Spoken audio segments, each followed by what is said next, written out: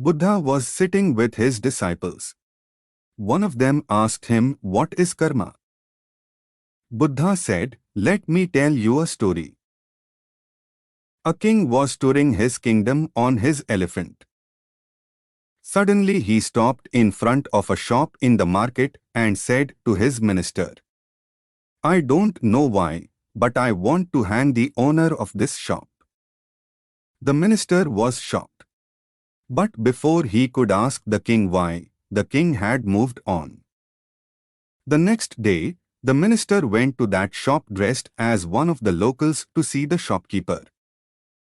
He casually asked him how his business was faring. The shopkeeper, a sandalwood merchant, reported sadly that he had hardly any customer. People would come to his shop, smell the sandalwood and then go away.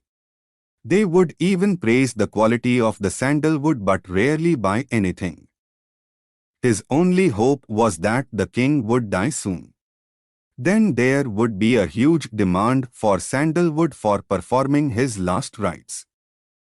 As he was the only sandalwood merchant around, he was sure the king's death would mean a windfall.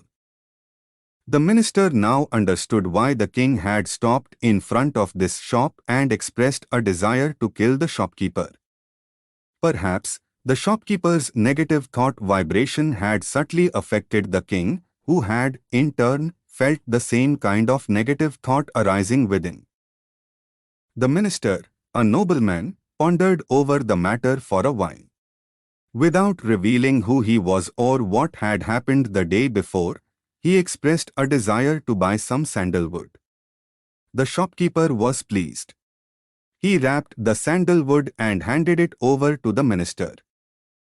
When the minister returned to the palace, he went straight to the court where the king was seated and reported that the sandalwood merchant had a gift for him.